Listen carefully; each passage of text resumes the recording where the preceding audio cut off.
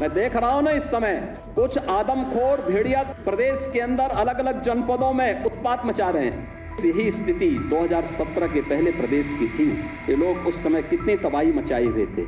चाचा और भतीजे में होड़ लगती थी वसूली को लेकर के, कौन कितना वसूल कर ले।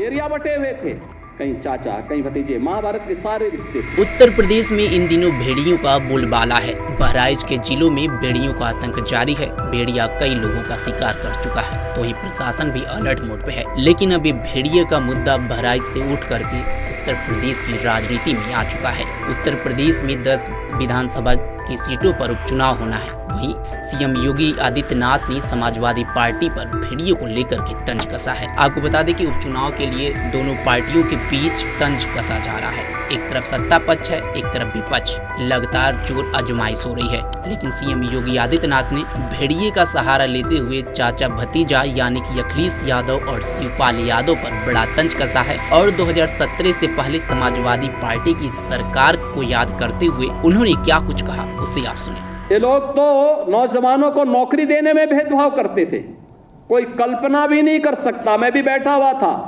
यहाँ पे, ओम प्रकाश राजभर जी मुझे बता रहे थे कि पहली बार पंचायती राज विभाग में किसी राजभर की नियुक्ति हो रही है। और मुझे लगता है तो देखे उन्होंने उनकी पीड़ा, एक राजभर नौजवान की नियुक्ति, ये चीजें दिखाती हैं पारदर्शी तरीके से नियुक्ति हो रही है।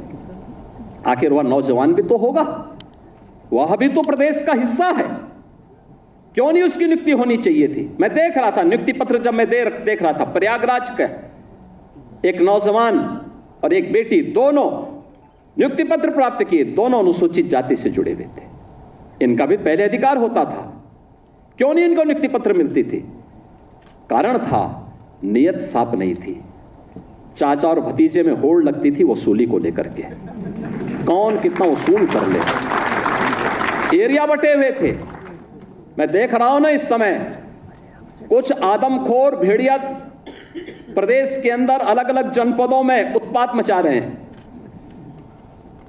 और कमोबेश यही स्थिति 2017 के पहले प्रदेश की थी। ये लोग उस समय कितनी तबाही मचाए हुए थे, किसी से छुपा हुआ नहीं है। और इनके भी एरिया बटे हुए थे वसूली के, कहीं चाचा कहीं भतीजे, महाभारत के सारे रिश्ते थे, सारे रिश्ते। फेल हो जाएगा। महाभारत का दूसरा दृश्य वहां देखने को मिलता था, और वही दृश्य उस समय भी देखने को मिलता था। बहन और भाइयों, मैं तो केवल आपसे एक ही बात कहूंगा कि जो लोग बोलते हैं इनको अवसर दिया गया था, जब उन्होंने नहीं किया है और जब इन्हें अवसर मिला है कि वो लूट खसोट किए हैं, तो इनको फिर से ये लोग कुछ भी बोले, कभी विश्वास करने की आवश्यकता नहीं। ये लोग बोलते रहेंगे, क्योंकि इनके पास अब बोलने के सिवाय कुछ भी नहीं बचा हुआ है। जनता इनको देख चुकी है, इनका गुंडागर्दी देख चुकी है, इनकी अराजकता देख चुकी है, इनके द्वारा किए जाने वाले अमर्यादित आचरण को देख चुकी है।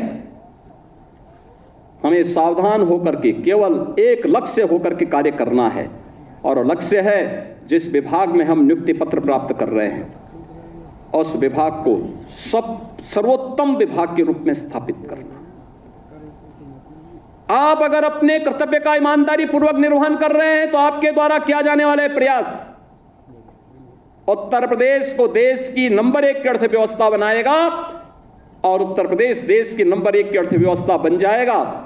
तो बहनों और भाइयों, कोई कारण नहीं कि प्रधानमंत्री मोदी जी का जो विजन है 2047 में भारत को विकसित भारत के रूप में स्थापित करना, तो विकसित भारत की संकल्पना को साकार करने में आपकी भी भूमिका होगी। आपका भी नागरिक कर्तव्य के रूप में आप भी अपने दायित्व का निर्वहन कर पाएंगे। और कौन ऐसा दुर्भाग्यशाली भारतीय होगा जो अपने देश को विकसित नहीं चाहता होगा।